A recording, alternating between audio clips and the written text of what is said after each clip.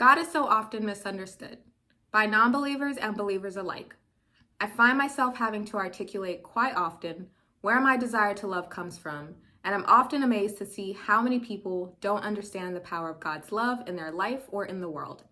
I say this not to sound condescending, but as someone who has believed in God for as long as I could remember, and I thought I knew God.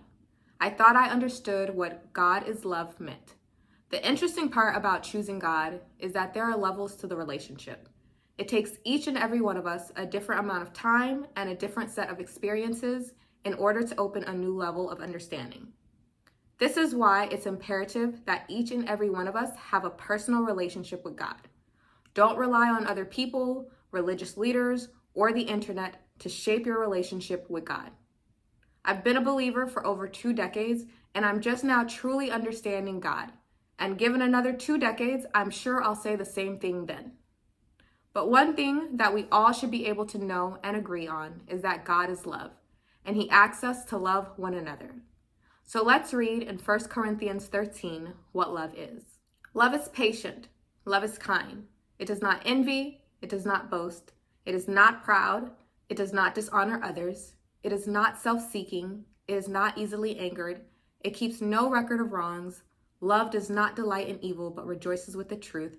It always protects, always trusts, always hopes, always perseveres. Love never fails. That is the definition of the God we serve, which is why people that believe in God and truly know God can't help but to be obsessed and can't help but to desire to be like God. Imagine how different our relationships with one another would be if we truly practiced loving one another. It would solve many problems that many of us live with today. I've made so many silly mistakes in my life. I've made those same mistakes over and over and over again. I've been impatient with people as if they weren't doing their best. I've been self-seeking and making things only about me. I'm constantly triggered and easily angered by things that I can't control and things that I actively do knowing the consequences.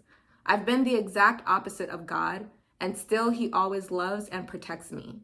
That is what I've been privileged enough to receive, and that is what I desire to be to myself and to others. Imagine how little time you would spend overthinking things if you gave yourself the same grace and love that God gives you. To know God is to know that you are so loved, so worry less, stress less, and accept daily that you are loved infinitely, and practice being that for someone else.